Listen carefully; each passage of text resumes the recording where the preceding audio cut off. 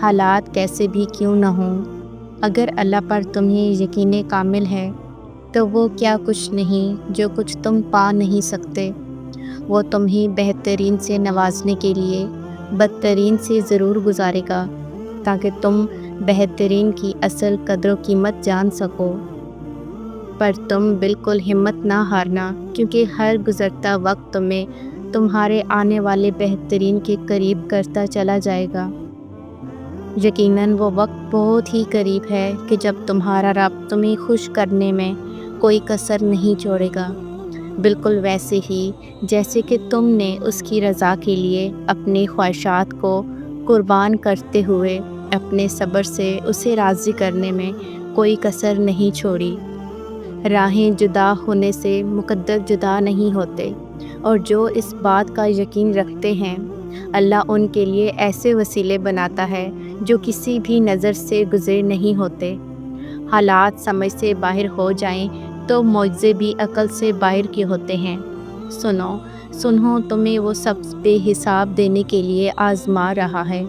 وہ تم سے اتنی محبت کرتا ہے کہ اگر تمہیں اس کی مقدار معلوم ہو جائے تو تمہارا جوڑ علیحدہ ہو جائے۔ اس احساس محبت سے بس تم ایک کام کر لو کہ راضی ہو جاؤ اس کے فیصلوں پر، اس کی مصلحتوں پر جھک جاؤ اس کی رضا کے آگے، کیونکہ جو جھک نہ سکا وہ پا نہ سکا۔ توکل کرو جیسے نوح علیہ السلام نے دوران سیلاب کیا، جیسے ابراہیم علیہ السلام نے تپتی ہوئی آگ میں کیا، جیسے موسیٰ علیہ السلام نے سمندر پر چلتے ہوئے کیا، جیسے یوسف علیہ السلام نے اندھے کنویں میں کیا، جیسے یونس علیہ السلام نے مچھلی کے پیٹ میں کیا، جیسے ایوب علیہ السلام نے بیماری میں کیا، جیسے ہاجرہ نے تپتے ہوئے صحرا میں کیا، جیسے زکریا نے اپنی بیوی کے پانچ ہونے کے باوجود اولاد کی دعا کرتے ہوئے کیا۔ بس یقین رکھو اندھا یقین، پھر دیکھو کیسے مقدر بدلتے ہیں، کیسے آزمائشوں کے پہاڑ ریزہ ریزہ ہوتے ہیں، کیسے معجزوں کے دروازے کھلتے ہیں۔ اللہ کو چھوڑو گے تو کوئی چیز ہاتھ نہیں آئے گی۔ جہاں اتنا صبر کیا ہے وہاں تھوڑا صبر اور سہی، پھر دیکھو جو اب تک تمہارے نصیب کا حصہ نہیں تھا وہ بھی تم تک پہنچا دیا جائے گا۔ غم نہ کرو اللہ تمہارے ساتھ ہے۔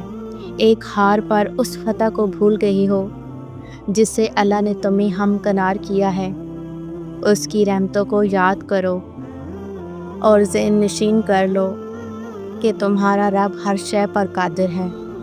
دنیا میں ایسا کچھ بھی نہیں جس پر تمہارے رب کا اختیار نہ ہو۔ وہ تم سے کچھ چیزیں اس لیے دور کرتا ہے تاکہ تم اس کے پاس رہ سکو۔ اللہ نے تمہارے لیے بہت کچھ سنبھال رکھا ہے، تمہیں وہ سب حاصل کرنے کے لیے اس پر بھروسہ رکھنا ہوگا۔ تم اگر اپنی اس جھولی کو بھرنا چاہتے ہو تو تمہیں پہلے اپنی اس خالی جھولی پر خوش رہنا سیکھنا ہوگا۔ یہی اس کی ادا کا انداز ہے کہ وہ پہلے تمہیں مانگنا سکھاتا ہے اور پھر وہاں سے عطا کرتا ہے جہاں سے ملنا تمہیں ناممکن لگتا ہے۔ وہ تمہیں تم سے گزار کر ہی خود تک لاتا ہے۔ وہ تمہیں پہلے تمہاری پہچان کرواتا ہے، پھر اپنا پتہ دیتا ہے۔ تم اپنی مرضی سے اس کی جانب نہیں جاتے، بلکہ جب اسے تم پر بے حد پیار آتا ہے تب وہ ایسے حالات پیدا کر دیتا ہے کہ تم اس کی جانب کھینچے چلے جاتے ہو۔ وہ تو تم سے 70 ماؤں سے بھی زیادہ پیار کرتا ہے، جیسے ماں اپنے بچے کی ایک سسکی پر دوڑی چلی آتی ہے۔ پھر وہ کیسے تمہاری روتی ہوئی پکار پر تمہیں اکیلا چھوڑ سکتا ہے؟ تمہیں ابھی بھی ایسا لگے گا جیسے اللہ نے تمہیں وہ نہیں دیا جو تم چاہتے تھے، مگر تم جلد ہی جان جاؤ گے کہ جو نہیں ملا اس کا مل جانا کتنا برا تھا۔ تم جلد ہی سمجھ جاؤ گے کہ شکر کے لیے صبر کتنا ضروری تھا۔ کوئی ذرا سی دیر پر ہو گیا مایوس اور کسی کے حصے میں بار بار سر کو جھکانا خوب لکھ دیا گیا، کسی کو 4 قدم کے فاصلے پر مل گیا اور کسی کے نصیب میں لمبا سفر لکھ دیا گیا۔ معجزات یقین والوں کے لیے ہوتے ہیں، اور یاد رکھو کہ دل سے نکلی ہوئی دعا اللہ کبھی بھی رد نہیں کرتا۔ دعاؤں سے تقدیر کے رخ موڑ دیے جاتے ہیں۔ تم خالی ہاتھ کبھی نہیں لوٹائے جاؤ گے، بلکہ تمہاری تڑپ اور تمہارا یقین تمہیں کن کی منزل تک لے جائے گا، ایسی منزل جہاں صرف معجزے ہوتے ہیں۔ جو چیزیں جتنی ناممکن ہوتی ہیں وہ اتنی ہی ممکن بھی ہوتی ہیں، لیکن کون جانے ہم ذرا سی دیر دیکھ گئے تو انکار سمجھ لیتے ہیں۔ صبر اور دعا کی ضرورت ہے، پھر تم دیکھو گے اس دیر کے بعد کن فرما دیا جائے گا اور تمہاری من پسند چیز کو تمہیں عطا کر دیا جائے گا۔